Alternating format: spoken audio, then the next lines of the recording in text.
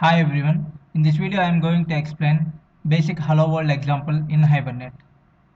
Let us see what is Hibernate. Hibernate is a ORM framework. That means ORM means Object Relational Mapping Framework. That means if you give an object to the Hibernate, say example, I want to maintain a contact list in the database of my friends. Say I have a table, assume there is a table called contact. It has three columns, F name, L name, and mobile number. Suppose I want to store the contacts of my friends. Then I will create a table, and from the application, whenever the user enters the details and submit, I will call a DAO. In the DAO, I will write the insert query to store in the database, right? But using the Hibernate framework, you give this contact object, okay? Create a contact TO. Assume there is a class called contact TO with the three properties F name, L name, and mobile number. Create a object for contact TO, new contact TO, and ask Hibernate to save. Then Hibernate will dynamically generate insert query and stores into the database side. You can say it as a relational database, right? So the object will be mapped to the relational database by the Hibernate. So this mapping is done by the Hibernate. So that's why Hibernate is called the object relational mapping framework. So but how can Hibernate know to which table and into which column the properties need to be stored? So we have to specify to Hibernate,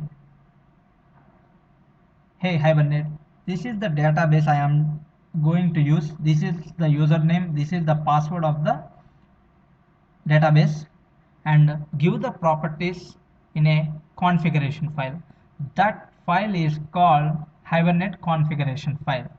Okay, you have to tell the Hibernate the database related details. Then only Hibernate can understand to which database it has to connect, right? So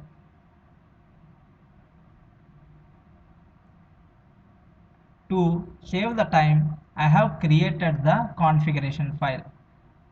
If I write, it will take time. So I have created the configuration file. You have to create the hibernate.cfg.xml. Remember, it is the default name Hibernate will look at. I will see why it looks at this one. So add the file name with the name exactly like this, hibernate.cfg.xml. In this XML file, we have to specify just like the JDBC. In the JDBC also we have to specify in the driver name in the class.forName statement, right? So there is something called Hibernate configuration tag. In the Hibernate configuration, you have to start the session factory.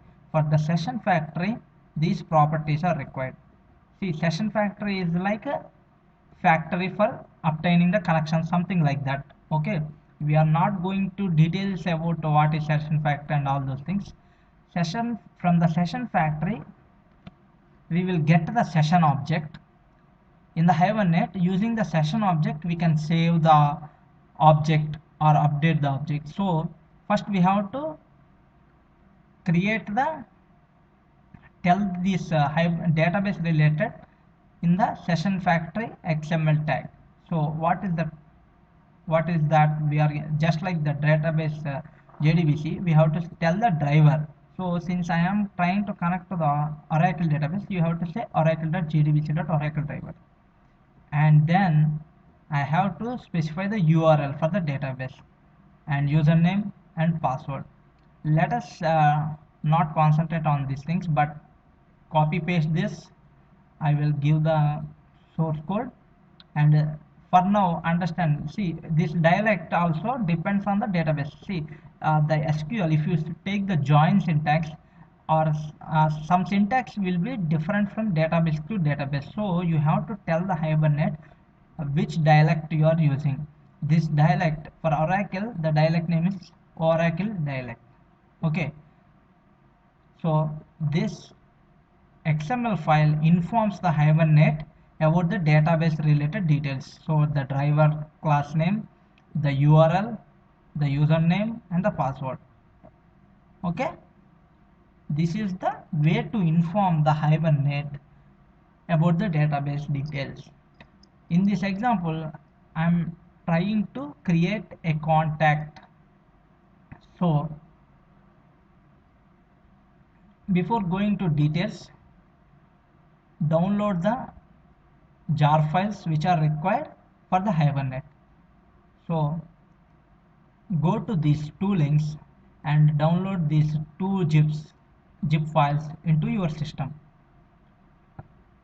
Okay, sourceforge.net sorry sourceforge.net projects Hibernate files. I'm using 3.3.2 version. So I have downloaded here and extracted here. Now let us start adding those jar files.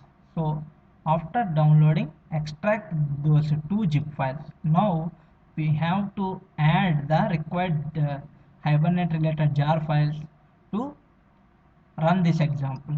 So go to, this is normal Java project, go to file, new,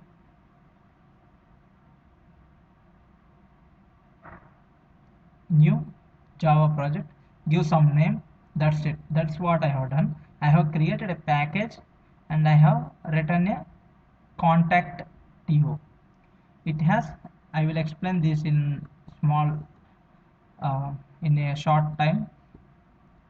This is normal Java file, right? So contact ID, F name, L name and mobile number. So I am trying to add contacts of my friends. So I have created normal Java file with 4 properties and setter getter methods. Okay, this is normal thing, right? Everyone knows this. And now right click, go to properties.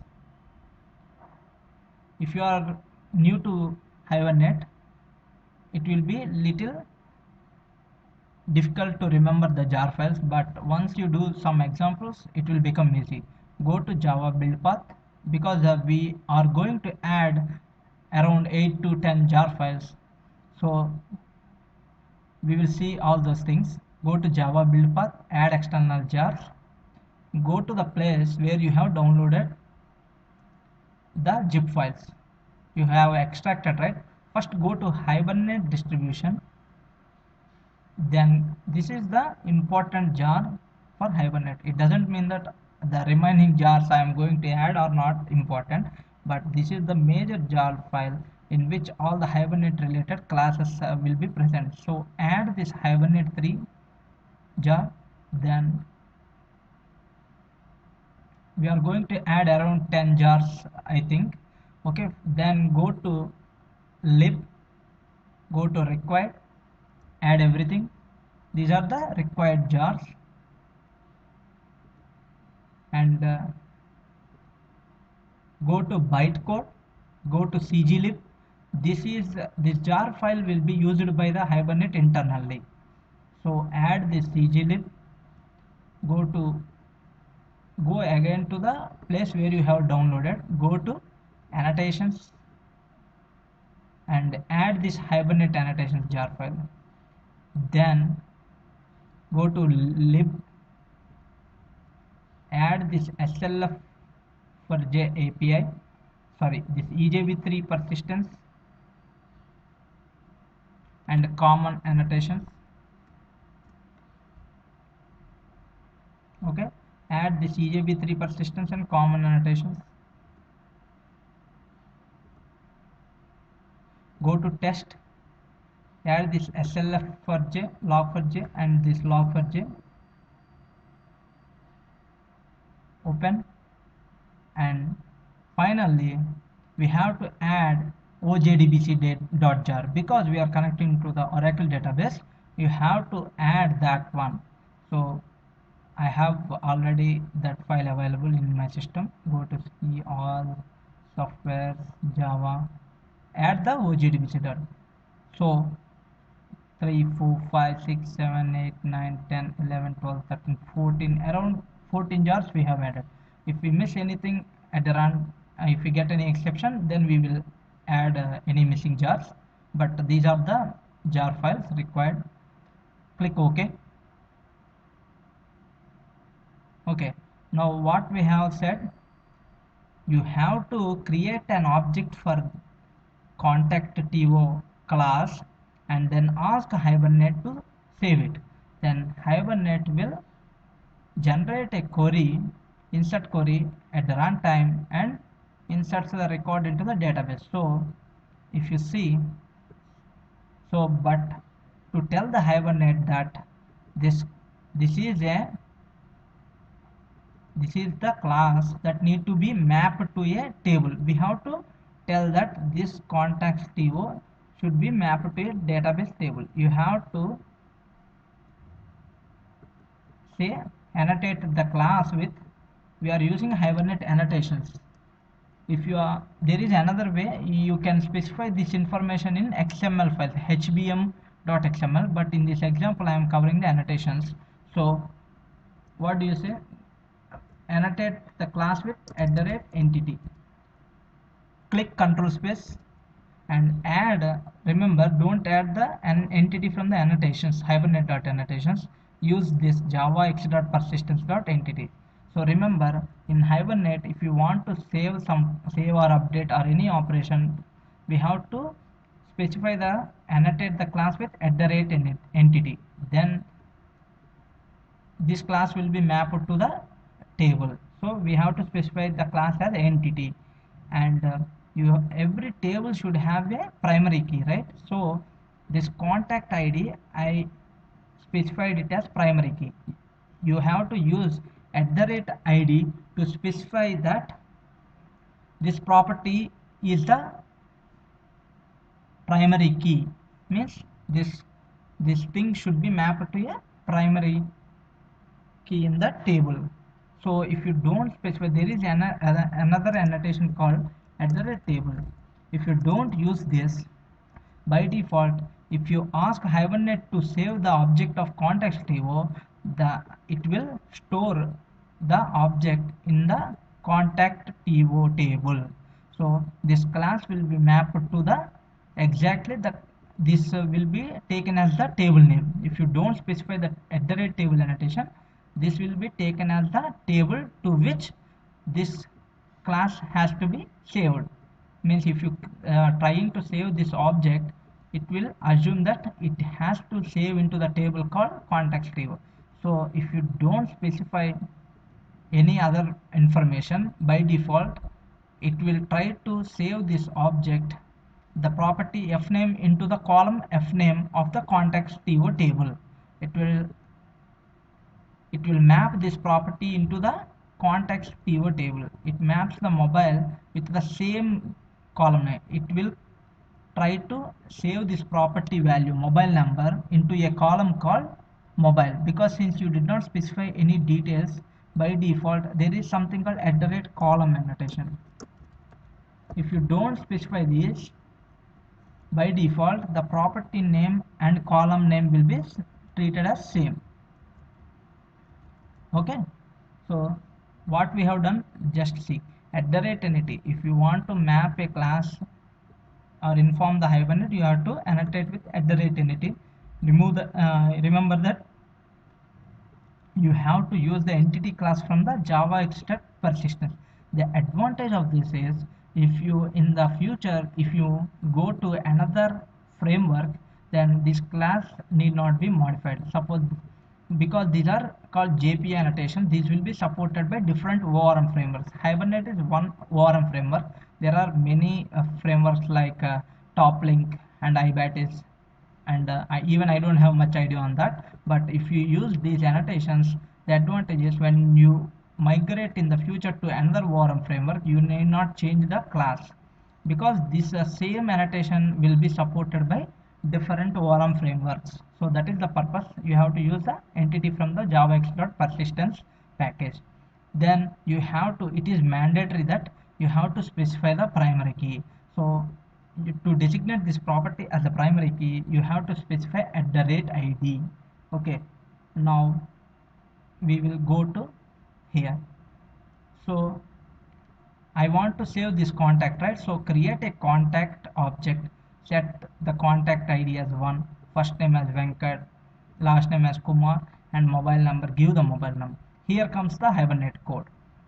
First you have to use the annotation configuration. There is a configuration class, annotation configuration from org.hibernate.cfg package.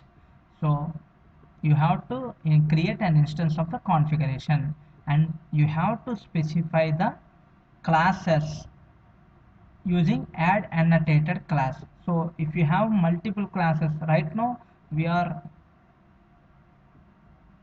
see, this is just like, this line is just like introducing the class to the Hibernate. So then Hibernate will read this contact, so it can understand when you give, when you try to save, it has to know the information, right? So you have to add this class to the using add annotator class, and then Hibernate will know about this class. Okay, so then you have to say config.configure. Then this configure method reads this hibernate.cfg.xml. So Hibernate, when you call the configure method on the configuration object, it by default, that's why I said try to create with the same name, hibernate.cfg.xml. Okay, this configure method, when you call the configure method, it reads this XML and understands the database to which it need to connect when we call save method or something like that. Okay, Hibernate reads this information when you say config.configure. Then you have to say config.build session factory. Already we informed the database in related information in the given in the session factory, right? So if you, session factory is the object from which it is assumed like it is a factory for getting the connections. In the JDBC we will say driver manager, right? Assume like this. Session factory is something like driver manager from which we can get the connection. In the JDBC we will say driver manager dot get connection, right? In Hibernate, session, from the session factory we will get the session. In the JDBC we will use the connection object, right? In the Hibernate we totally work with the session object. So session object, the session factory will give us the session object, so we have to configure the session factory. So to get the session factory you have to say session config.build session factory. Okay, then session factory object is created. So session, then you have to ask the session factory to give one session. So when you say session factory.get current session, it will give one session object. So in Hibernate the main thing is the session object. So using session object, so then you have to start a transaction. So before saving you have to say session dot begin transaction. It is like you will say connection dot set auto commit false, right? In the same way in Hibernate you will say session dot begin transaction. Then you have to say session dot save of contact. You have to give this object to the session object and ask to save it. Then Hibernate create a query to insert the record into the database. Into which table? How it will know that contacts TO should be stored into which table? If you see in the annotations, I said if you don't give @table annotation, by default this table will be used to store the record. So and how it will know to which columns this F name and L name and mobile need to be stored? Because if you don't give any extra details, by default the F name and L name and mobile name will be taken as the column names in the contacts TO table. If you don't give any table name, class name will be taken as the table name. And if you don't give the column names explicitly, the properties name will be used for column names. So go to test insert. So I repeat the steps. Create an object. First, what we have to do, you have to say annotation configuration. Create the instance of annotation configuration. You have to remember, if you want to add, suppose if you create another student class, and if you want to save the student records, then you have to say, you have to write another line saying that config dot add annotated class of student to.class. So remember that whenever you add a new class, you have to add it. Okay, then you have to say config.configure. What I have said, this whenever you say configure, by default this configuration object reads the XML file with the name hibernate.cfg.xml. It reads and understands the database details to which it has to connect. Okay, that is the purpose of configure method. If you don't miss this line, it won't work. Okay, then you have to get the session factory object from the configuration object. Then you have to get the session object. So first you have to create the configuration object. From the configuration object you have to get the session factory. From the session factory you have to get the session object. So from the session you have to begin the transaction. So session is the main object through which you will call save method. When you say save, this contact object will be saved into the database. How it will be saved? Hibernate will generate insert query. Okay, so when you say tx.commit, all the objects which you called save, on which you called save, those will be at this line. When you say commit, then actually the record, the insert query will be generated and stored in the database. Let us run this. Run as, let us see. Can you see? The record is inserted. Go to what I have said. If you, by default, if you don't specify the table name, okay, this class name will be used for storing the record. So context2 is the table name.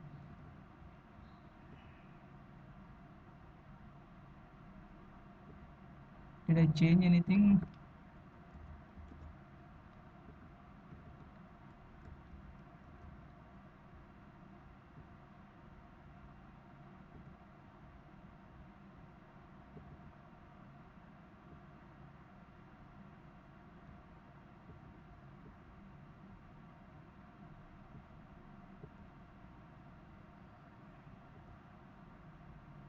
Context2, right?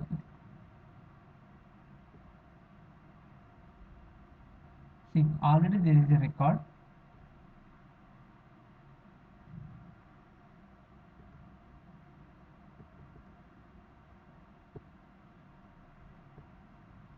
Select, oh, I have given the spelling mistake. So run this. Can you see? So how Hibernate knows that it has to store in the context table? It is because, as I said, when you don't specify @table, there is an annotation called @table. With that you can change the table name. If you don't specify that annotation, by default this class name will be taken as the table name. Can you see? This is the table name. And how it knows that fname has to be mapped to which column? By default, if you don't specify anything, the property name will be taken as a column name. Can you see? Fname is the column name, lname is the property name, and column name is same. Mobile same, contact id same. Can you see? This contact id is the primary key. So already there is a record. So if I try to run, can you see, since that is a primary key, it given an exception saying that integrity constraint violated, because that is a primary key. But who created the table? I did not create it. When you give update, if the table is not there, Hibernate will create that. Okay, that's why I have used the update property hibernate.hbm2ddl.auto. So that is the basic hello world example. Before ending this video, I will repeat. To store a record, insert a record, first we have to give the database related details in the hibernate.cfg.xml. This name should be same. If you want to change the name, suppose hibernate new, if you want to change, let us see what happens if I run now. Change it to another, because mobile number change, I am trying to insert. See if what happens. We will get an exception. Can you see it's giving an exception like hibernate.cfg.xml not found, because by default the configure method looks at the hibernate.cfg.xml. if you change the name, then you have to specify in the here hibernate new.cfg.xml. now we will run that, another record will be inserted. Can you see? So now there is no error. So if you don't use the default name, you have to specify in as an argument. Even if you can specify hibernate.cfg.xml also, but that is not needed. By default it will look at that. So when you are not using the default name, you have to specify here as an argument. Okay, now you can check that two records will be there. Can you see? Another record is inserted. So hope you understand. Thank you.